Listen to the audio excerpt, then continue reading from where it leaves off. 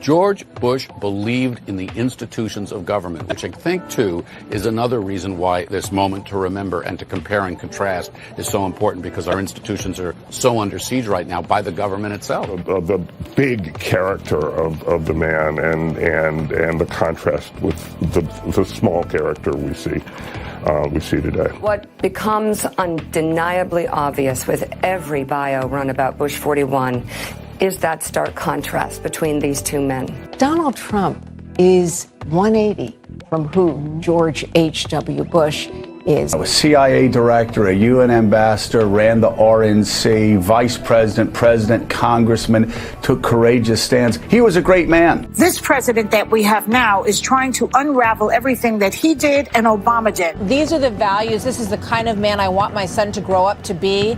I thought he was our greatest living American. He was a leader respected. He had proven himself. It's almost suggestive of pomp and circumstance of royalty.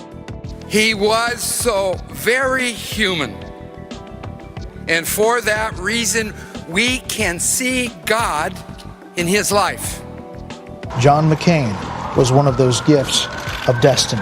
The America of John McCain has no need to be made great again, because America was always great. Wherever people are free, 1,000 years from now, they'll know the name John McCain.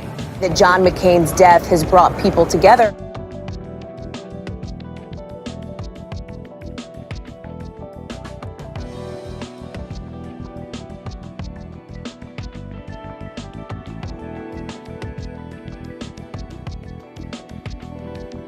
The lone camera in the dining room was locked in on the head table when President Bush was overcome by nausea and fell forward. It appears he lost consciousness as he toppled over onto his host, Prime Minister Miyazawa. He said Barack Obama is directly responsible for it because when he pulled everybody out of Iraq, Al-Qaeda went to Syria, became ISIS, and ISIS is what it is today thanks to Barack Obama's failure. Senator John McCain admitted yesterday that he feared losing the South Carolina primary if he spoke his true feelings on South Carolina's Confederate flag debate. Up until a recent compromise, the flag flew atop the South Carolina State House, along with the American flag, the state flag, and of course, the lieutenant governor's underpants. I can't trust Obama. I have read about him, and he's an Arab. He is not.